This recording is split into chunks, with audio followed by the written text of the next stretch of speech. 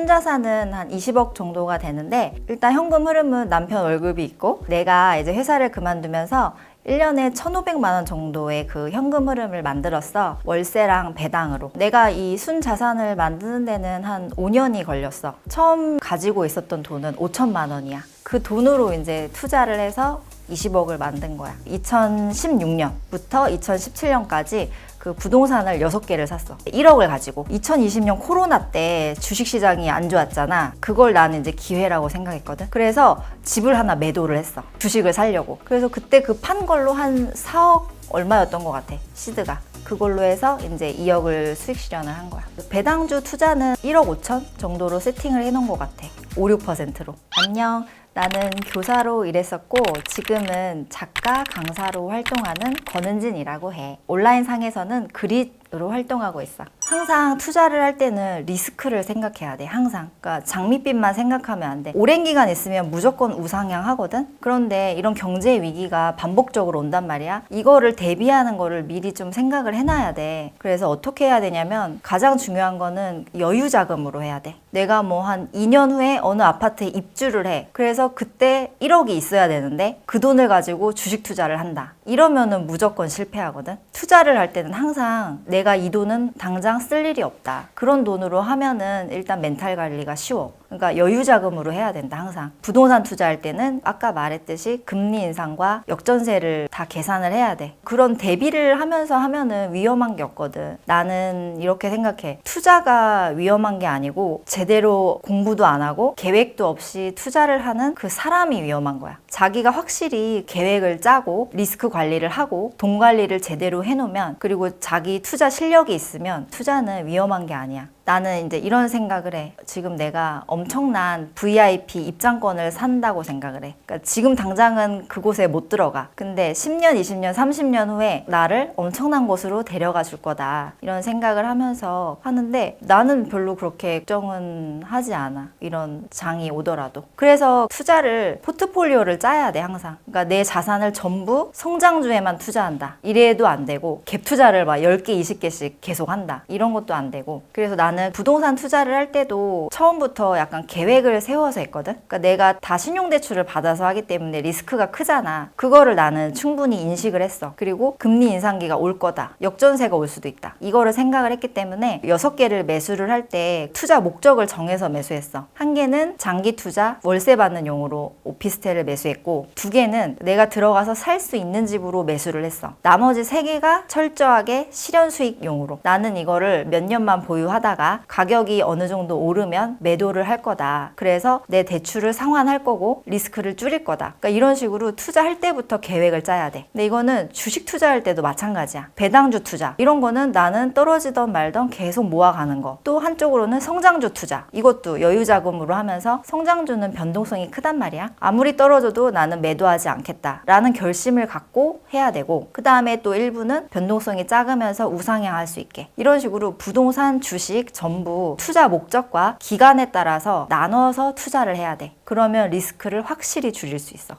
지금 너무 좋지. 너무 좋은 기회라고 생각을 해. 근데 물론 두려울 거야. 더 떨어질까 봐. 만약에 나 같으면 내가 지금 처음 투자를 한다. 그러면 공부를 하면서 되게 소액으로 시작을 해볼 것 같아. 주식이든 부동산이든 해보는 거지. 이건 교육비라고 생각하고. 그렇게 하다가 자산 가격이라는 게 관성이 있거든. 떨어질 때는 좀 계속 떨어지고, 이게 충분히 횡보하다가 오를 때가 되면 또 잘 올라. 그래서 횡보하는 기간을 좀 볼 것 같아. 그러면서 조금씩 하다가 분위기가 반전되면서 진짜 약간 상승장으로 가는 초입이다. 그럴 때 이제 돈을 더 많이 투자를 할 것 같아. 일단 내가 결혼하고 좀 충격을 받고 이제 좀 달라져야겠다 하고 읽었던 거는 부자 아빠 가난한 아빠야. 이거는 뭐 거의 투자계의 바이블처럼 누구나 읽는 것 같아. 그거를 통해서 내가 노동자가 아니고 자본가가 돼야겠다 이 생각을 할 수 있었어. 그 다음에는 돈의 속성, 이 책도 되게 좋았어. 김승호라는 분이 엄청나게 성공한 사업가인데 책 내용을 보면은 사람이 정리정돈이 잘 되고 그 내면이 바르게 서야 돈이 따르고 하고 성공할 수 있다, 이런 마인드의 책이거든. 스스로를 먼저 다스려야 된다. 그래서 그 책도 되게 좋았고, 그 다음에는 부의 인문학, 이 책도 되게 좋았거든. 부의 인문학을 보면 이제 이분도 부동산하고 주식을 다 이제 얘기를 해주시거든. 그래서 그 책 좋았고, 그 다음에 사실 이제 나의 인생 책은 그릿이라는 책이거든. 그래서 내가 온라인 필명이 그릿이야. 그 책이 이제 열정적 끈기를 가진 사람이 되자는 그런 내용인데, 그런 그릿을 누구나 키울 수 있거든. 나도 처음에는 그릿이 없는 사람이었어. 포기 잘하고 노는 거 좋아하고 그랬거든. 근데 그 책을 통해서 좀 내가 많이 변화를 했어. 또 원싱이라는 책도 있는데 그것도 그렇고, 그래서 내 인생을 완전히 바꿔준 책은 그릿하고 원싱이 큰 것 같아.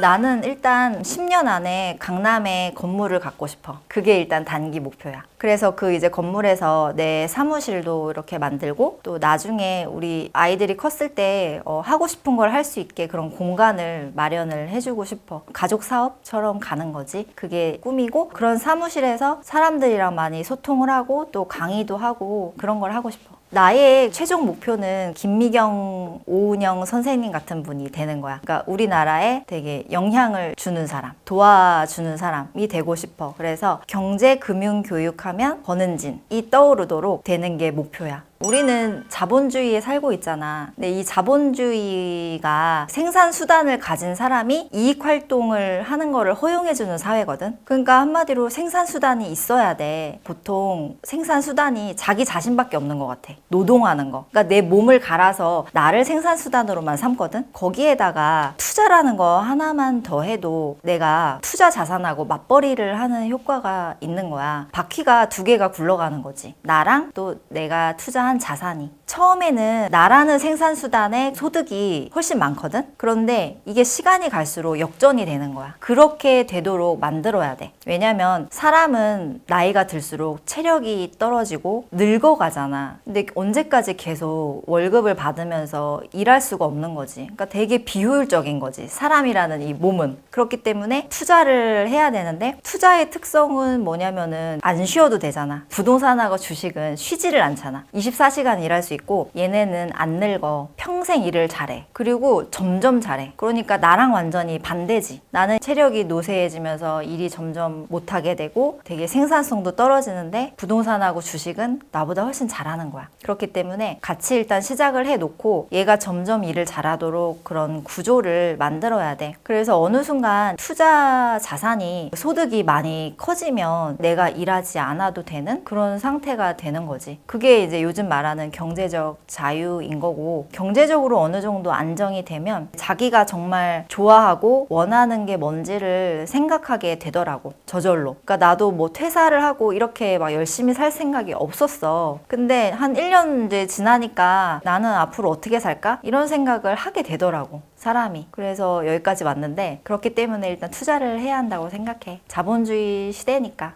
사람이 살아가면서 필요한 거는 되게 여러 가지가 있는 것 같아. 가족, 친구, 사회생활이 필요할 거고, 운동을 한다든지 취미생활, 독서, 뭐 음악, 이렇게 사람을 풍요롭게 해주는 게 여러 개가 있어. 그런데 그 중에서 돈도 되게 큰 역할을 하거든. 근데 사람들이 다른 거는 다 그런 거를 추구하면서도 돈에 대해서는 약간 터부시하는 경향이 있는 것 같아. 다른 게 중요하듯이 돈도 정말 중요하거든. 물론 돈이 전부는 아니야. 그렇지만 돈이 많으면 굉장히 많은 게 해결이 돼. 그래서 그런 의미로 돈이 필요하다, 이렇게 생각을 하고, 행복은 인간이라는 존재가 그런 것 같아. 매일매일 성장해 가고 있다는 그런 기쁨을 느낄 때 행복하지 않을까 싶어. 겉으로는 돈이 많으면 참 좋겠다, 돈만 있으면 되지, 이렇게 말할 수 있지만 사람은 그 내면에 그런 게 있거든. 그래서 내적으로 행복한 게 되게 중요한 것 같은데, 나의 경우에는 매일 성장을 하고 사회에 공헌하고 기여하고 이랬을 때 진짜 그 사람이 행복하지 않을까? 이렇게 생각을 해. 나도 그러니까 결혼을 28살인가 했거든. 그때 돈이 하나도 없었어. 전세금을 구할 돈도 없었단 말이야. 그런데 나는 거기서 좌절하지 않고 원하는 내 인생을 생각을 했던 것 같아. 나는 앞으로 어떻게 살고 싶은지. 그래서 현실을 바라보지 말고 정말로 자기가 원하는 거를 마음껏 상상을 했으면 좋겠어. 그랬을 때 내가 그걸 할 수 있을까? 나 못할 것 같은데? 그걸 어떻게 하지? 막 이렇게 생각하는 게 아니고, 어떻게 하면 그 목표를 이룰 수 있을까? 내가 오늘 당장 뭘 하면 내가 꿈꾸는 인생과 연결이 될까? 이런 생각을 많이 했으면 좋겠어. 점이 모이면 선이 되잖아. 그런 것처럼 내 하루하루의 행동이 모이면 어느 순간 내가 꿈꾸던 인생으로 가거든? 근데 이게 되게 진부하다고 생각할 수 있는데 정말인 것 같아. 성공한 사람들 책을 읽어보면 정말 다 그렇게 얘기를 하거든. 처음부터 금수저였던 사람은 없어. 자수성가한 사람들 대부분이 다 어려운 환경에서 시작했다고 해. 그거를 남의 일이라고 생각하지 말고 나도 할 수 있다. 이렇게 생각을 했으면 좋겠어. 내가 힘들 때마다 생각하는 건 죽을 때 후회하지 않는 인생을 살고 싶다. 내가 죽는 순간에 옛날에 이렇게 할 걸 내가 무서워서 안 했네? 참 후회된다. 이렇게 생각하지 않도록 그거를 좀 많이 생각을 해. 그냥 하고 싶은 게 있으면 실패하던지 말던지 그냥 하자. 도전하자. 뭐 어때? 실패하면 어때? 그냥 해보자. 이런 생각을 가지고 편하게 시도해봤으면 좋겠어. 이것저것. 행동하는 사람은 결국 성공한다. 다만 처음에 낙담의 골짜기를 잘 지나가자. 이 영상을 본 너희들도 다 성공할 수 있어. 그러니까 낙담하지 말고 끝까지 가자. 화이팅!